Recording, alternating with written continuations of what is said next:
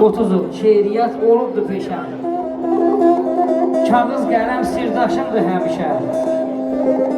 Bu dünyada xoşum gəlmir bir işə, fərəh qamçısını qanana çəkdi. Əlqəməni belə görüb görənlər. Ədalət dilində əzbərdir, əzbər. Qram-qram hesablanar, xeyir, şər. Əylən tərəzi ziyana çəkdi. Bir də deyir, hardan gəlir? Görən belə bu dərviş. Hasandandır qazandığı bu vərdiş. Heç kim onu nəfsi iti görməmiş. Bu nə qovğa, bu nə halət, nə mərəz. Bu sıyla bu dəyirman işləməz. Ovçusansa tüfəngini doldur at. Nuh nəbidən kimə qalıb bu həyat? Keçən Həmzə nə dur bilir, nə qırat. Fürsət düşsə Koroğlunu dinləməz. Bu suyla bu dəyirman işləməz. Çox şükür ki, az da olsa yaxşı var. Yaxşıların dəsti, xətti naxşı var. Ay əloğlu, bu dünyaya hərənin bir baxışı var. Bir tikəni hərə bir cür çiynəməz. Bu suyla bu dəyirman işləməz. Ay Ramazan, yaz varağa sözünü. Heç çaşdırma öz yolundan özünü. Bu dünyanın əyrisini, düzünü. Çox keçsən də görməmisən əl-qərəz. Bu suyla bu dəyirman işləməz. Bir də deyir ki, 500 gün fürsətdir. Ay Sərvan, deyəsən vəziyyət bir yaxşı oldu. Maşallah, otluq işlərlər.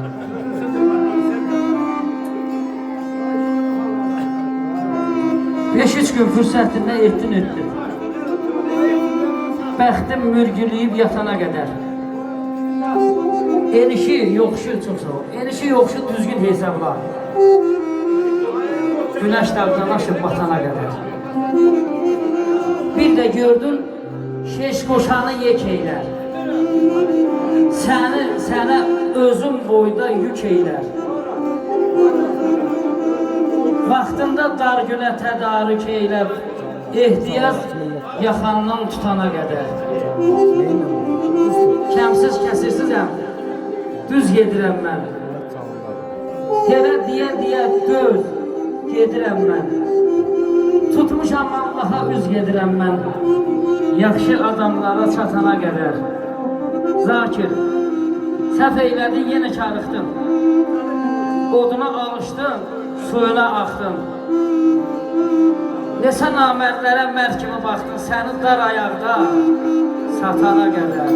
Səni dar ayaqda satana qədər. Eşq olsun, eyb üçün, hoş olsun. Aldı görək.